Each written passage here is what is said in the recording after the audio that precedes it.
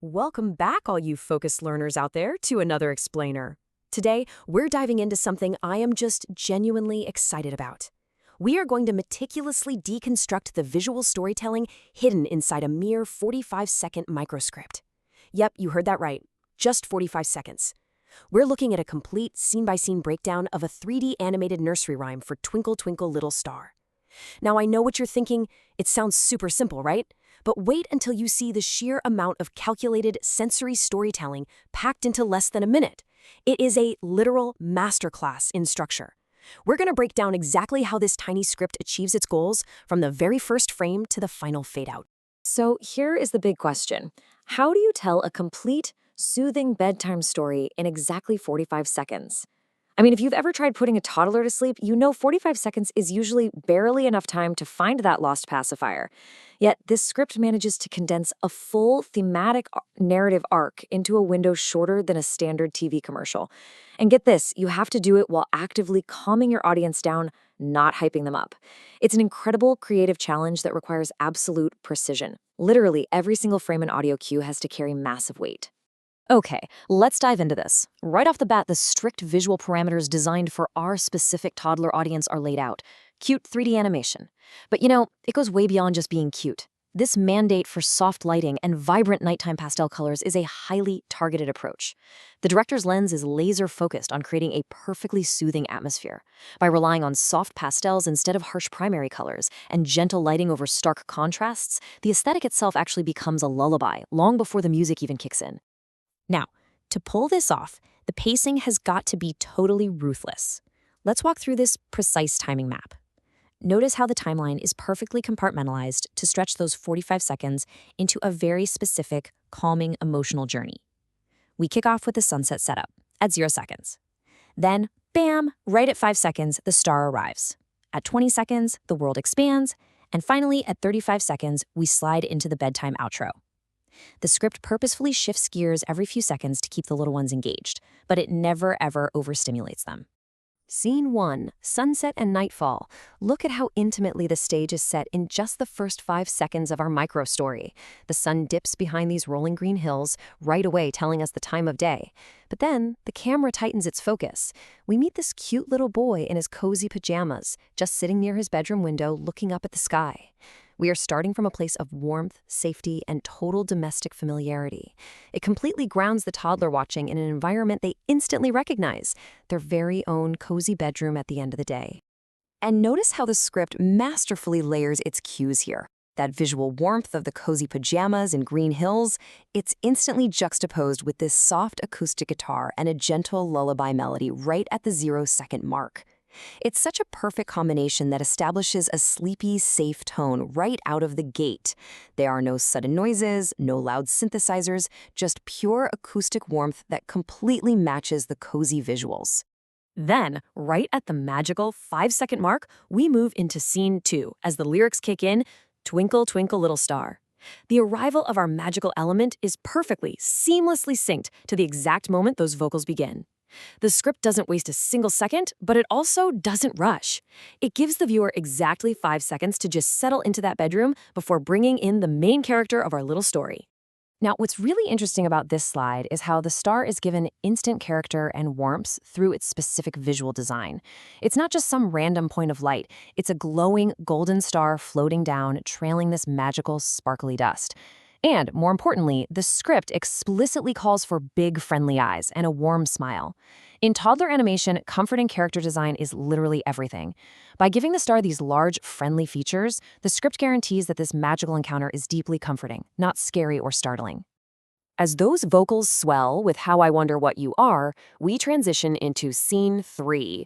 This is actually the longest uninterrupted segment of the animation, stretching from 12 to 20 seconds. These 8 seconds are structurally vital. Why? Because this is exactly where the magical connection between the toddler and the star is given the space to breathe and really deepen. And this brilliantly illustrates how the animation script layers visual sensory inputs to build a relationship without a single line of character dialogue. The boy smiles in total awe and waves. The star playfully twirls in midair, leaving behind this awesome rainbow glitter trail. A wave, a twirl, and a rainbow. I mean, that's basically the highest form of toddler diplomacy, right? It's a purely visual call and response that confirms to the kids watching that this is a wonderful, super safe friendship. Okay, scene 4. 20 seconds in and the world expands. Up until now, we've been completely in this micro environment, just the boy and the star at the window. But now the script acts like a camera director, pulling back to reveal the macro universe right at the midpoint. It's this incredibly deliberate shift in perspective that totally opens up the visual landscape. Watch closely how this visual expansion physically builds with the music. The vocals continue with "Up above, the world so high." The script brilliantly connects those specific lyrics directly to the camera instructions. Literally, as the word "up" is sung, the camera is instructed to tilt upward into the starry night sky. It's a direct synchronization that helps young learners connect the words they're hearing to concepts of space and direction. So smart. And as the camera tilts up, we don't just see some random landscape. We see a quiet town below, a sleeping owl on a tree branch, fluffy clouds floating past, and that vast starry sky. So why these specific things? Well, the script deliberately broadens the toddler's worldview while strictly maintaining that soothing bedtime theme. It reinforces that the entire world, from the little owl in the trees to the people down in the town, is winding down and going to sleep right along with them. Which brings us to scene 5. What I like to call the diamond climax. We've built all this anticipation from the cozy bedroom, up past the sleeping town, and into the vast open sky. The pacing has expertly engineered us to this exact crescendo of our 45-second micro-narrative. And here is the big payoff. Like a diamond in the sky.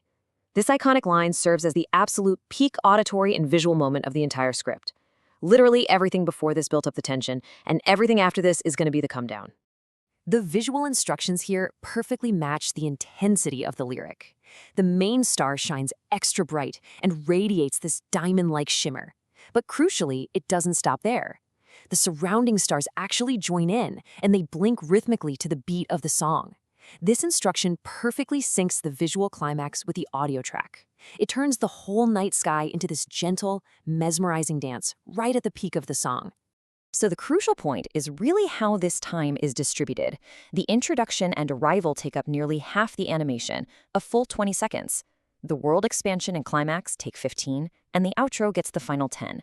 It proves a vital rule in soothing children's media. You simply cannot rush the setup.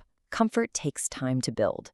Moving into scene 6, for the final 10 seconds, the grand adventure up in the sky is over. The narrative focus gracefully comes all the way back down from that macro universe to the intimate, micro level of the boy's bedroom. It is time for the outro and bedtime. These final instructions are just a brilliant exercise in modeling behavior.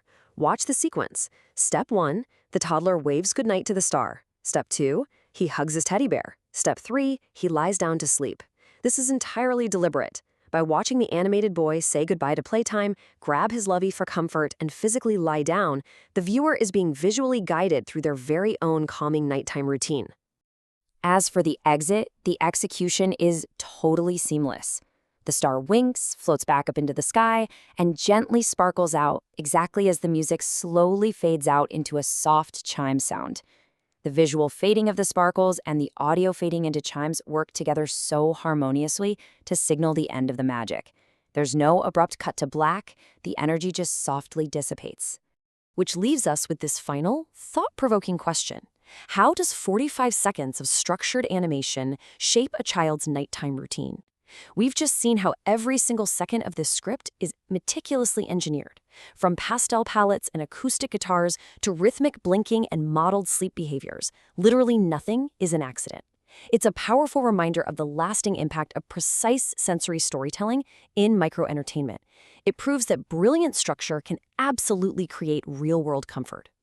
Thank you so much for joining me for this explainer. I really hope it gave you a whole new appreciation for the hidden architecture of lullabies.